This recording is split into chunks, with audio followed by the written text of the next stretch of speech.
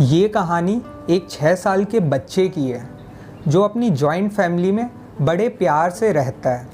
उसके ताऊ जी यूएस में काम करते हैं और वो अक्सर इंडिया आया करते हैं, और जब भी वो इंडिया आते हैं वो अपनी पूरी फैमिली के साथ बैठते हैं और हर बार वो उस बच्चे से एक सवाल पूछते हैं।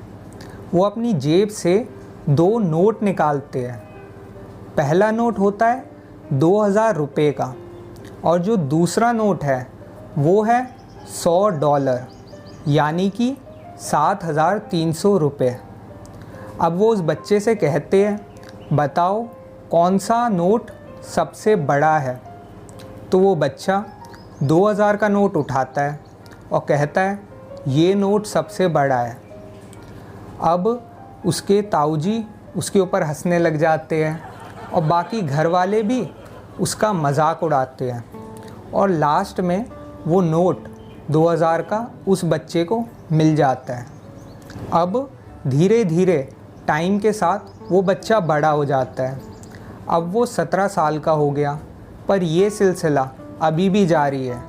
वो जब भी यूएस से आते हैं वो उससे वही सवाल पूछते हैं। वो बच्चा 2000 के नोट को ही सबसे बड़ा नोट बताता है और वो लास्ट में नोट उस बच्चे को मिल जाता है। पर इस बार उस बच्चे का कुछ ज़्यादा ही मजाक बन जाता है। उसको उसके घर वाले बहुत कुछ बोलते हैं कि 10 साल हो गए, इसे अभी तक इतनी छोटी सी बात समझ में नहीं आई, अब ये आगे जाके लाइफ में क्या कर पाएगा। और इस बार उस बच्चे के पिताजी बहुत ज़्यादा भड़क जाते हैं।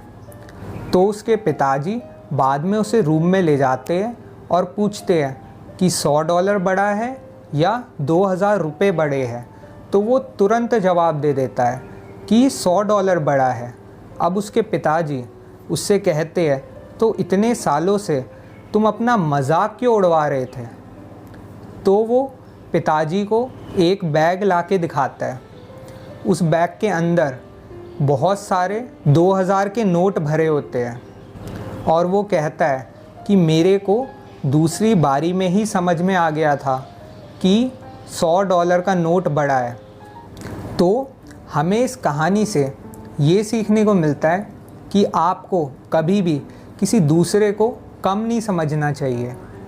हो सकता है कि हर बार वो व्यक्ति आपसे एक कदम आगे हो, और हर बंदे की ज़िंदगी में एक इक्का होता है जिसके बारे में वो कभी भी किसी को भी कुछ नहीं बताता।